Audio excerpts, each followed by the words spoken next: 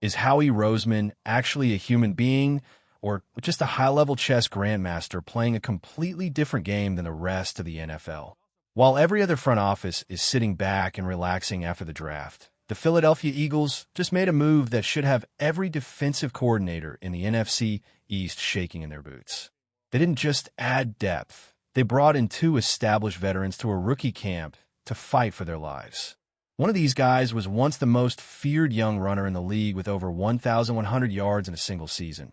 But now he's fighting against a broken label. Is this a genius masterclass in roster building? Or is Howie playing with fire by inviting injury-prone ghosts into the building?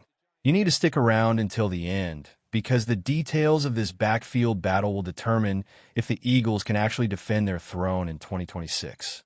Before we dive in, smash that subscribe button if you want the fastest NFL updates on the planet. The atmosphere at the Jefferson Health Training Complex is usually electric during rookie minicamp, but this year, the vibe was different. Usually you see wide-eyed kids from small colleges trying to figure out where the locker room is. This time, two battle-hardened veterans walked through those doors, and the league did a double-take. We aren't talking about camp bodies here. We're talking about guys who have started playoff games. The news hit the wires like a lightning bolt. Elijah Mitchell and Khalil Herbert are officially in Philadelphia for a tryout. Think about that for a second. These aren't rookies. These are 28-year-old men with years of NFL tread on their tires, both former sixth-round steals from the 2021 class, now standing side by side, trying to convince the reigning Super Bowl champs that they aren't washed up. But why now? Why, when the roster already feels bloated, would the Eagles bring in more competition? The answer lies in the specific, tragic, and explosive history of Elijah Mitchell. But before we break down his medical records, you have to realize just how dominant he was before the world forgot his name. In 2021, the San Francisco 49ers took a flyer on a kid from Louisiana at pick 194. Nobody expected anything. But under the genius of a system that loves speed, Mitchell exploded. He didn't just play, he dominated.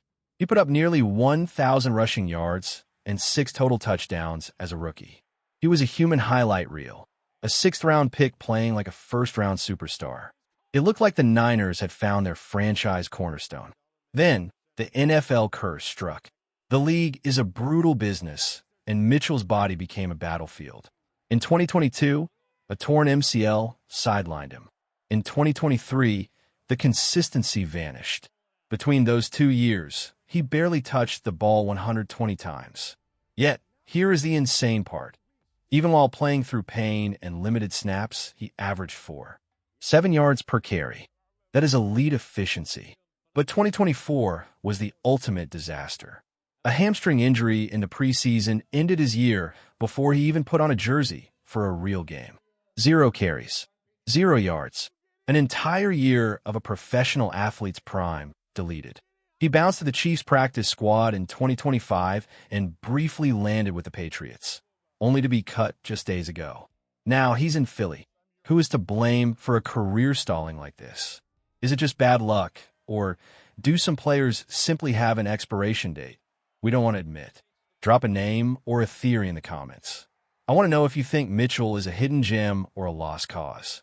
While everyone is staring at Mitchell's comeback story, don't sleep on Khalil Herbert. This guy is the definition of solid. Unlike Mitchell, Herbert hasn't been made of glass. During his time with the Bears, he was a model of consistency, racking up nearly 1,800 rushing yards and 11 touchdowns. He's the kind of player who doesn't make mistakes. He follows his blocks, hits the hole, and moves the chains. But his journey over the last 2 years has been a wild tour of the NFL. From Chicago to Cincinnati, then Indianapolis, Seattle, and finally a stint with the New York Jets. He's been everywhere. He's seen every playbook. He's the ultimate insurance policy. In a league where running backs are treated like disposable razors, Herbert is the one you keep in the drawer just in case your main blade gets dull. But wait until you hear how these two actually fit into the Eagles' current depth chart, because it's not as simple as you think. The Saquon Barkley shadow, let's be real. Saquon Barkley is the king of Philadelphia. His performance in Super Bowl 59 was legendary. He is the undisputed RB1, and as long as he's healthy, no one else is getting the lion's share of the carries. But the NFL is a marathon, not a sprint. Behind Saquon, the Eagles have names like Tank Bigsby, Shipley, and Kenneth Gainwell. While those guys have potential, none of them have the lightning-in-a-bottle history that Elijah Mitchell possesses. Howie Roseman knows that to win a back-to-back championship, you need a stable of horses, not just one stallion. He's looking for someone who can step in for 3 weeks if Saquon needs a breather and provide Pro Bowl-level production. The risk for the Eagles is basically zero. A tryout costs nothing. If Mitchell looks like his 2021 self, you just found the steal of the century. If his knees look like they're made of paper, you send him home with a thanks for coming. It's a low-risk, high-reward betrayal of the status quo. The final showdown. Who makes the cut? The drama unfolding at the training complex this weekend is intense. For Elijah Mitchell, this isn't just a tryout. It's a career lifeline. If he can't impress the Eagles' coaching staff, a staff that prides itself on being perfect, he might never get Smith. We are watching a man dictates the defense professional life against a ticking clock. On the other side, Khalil Herbert is trying to prove he's more than just a journeyman. He wants a permanent home, a place where he can contribute to a winning culture instead of just being a practice squad traveler. The Eagles currently have 5 backs on the roster. Adding a 6th or 7th means someone the fans might actually like, is getting the axe. Howie Roseman is a cold-blooded evaluator of talent. He doesn't care about feelings. He cares about rings. So what's the move? Do you take the explosive but fragile Mitchell, or the steady and reliable Herbert?